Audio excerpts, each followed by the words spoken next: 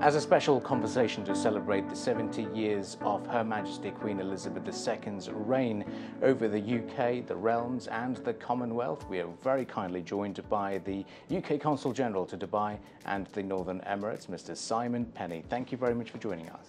Thank you very much indeed. Apart from the buntings, the street parties and the bank holiday weekends, how significant is the Platinum Jubilee for your staff here and for the UK and the UAE relations? Well, it really is very significant. I mean, we have more than 100,000 British nationals who call the UAE home today, so we've got a big British expatriate population. We have a lot of tourists that visit the UAE in sort of pre-COVID 2019. We had about 1.5 million visitors per year. So we do expect quite a lot of British nationals, but it's not just about British nationals. We've got a lot of Commonwealth nationals and just generally people who are familiar with and knowledgeable of the UK, and we do expect them to be joining in the celebrations on the Platinum Jubilee weekend. For example, I do know that the QE2 ship, which is named after Her Majesty, actually has a weekend of celebratory events on it. So all people who want to get involved and participate can participate on the QE2. One of the reasons why Queen Elizabeth II is also admired over here is because she's made a number of visits to the UAE, hasn't she?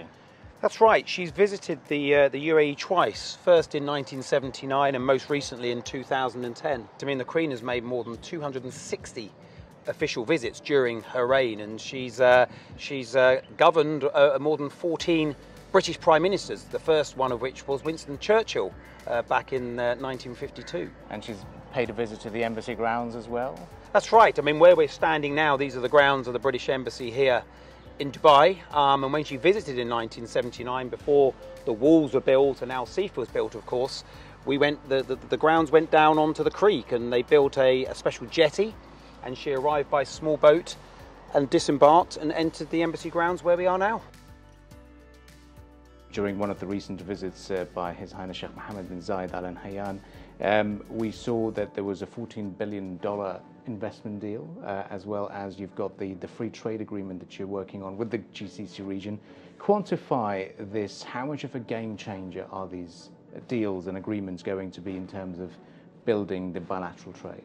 As you mentioned, trade numbers are significant. Before COVID, they hit £18 billion bilateral trade both ways prior to the pandemic. They dropped about 25% during COVID, but we've already seen some really strong rebound in that bilateral trade. And you mentioned the free trade agreement. That's something that we're really excited about launching in the very near future, and that will be a free trade agreement for the Gulf, and it will really provide further impetus to the trade in both directions between the UK and here, but also very importantly, getting more UAE companies exporting to the United Kingdom. You mentioned that the bilateral investment agreement, we put in place what we call a sovereign investment partnership, and that was a commitment from the UAE to invest $10 billion, which, as you say, sort of $15 billion, and we're delighted that they've already deployed about $4 billion of that in projects, in companies, in sectors across the whole of the United Kingdom.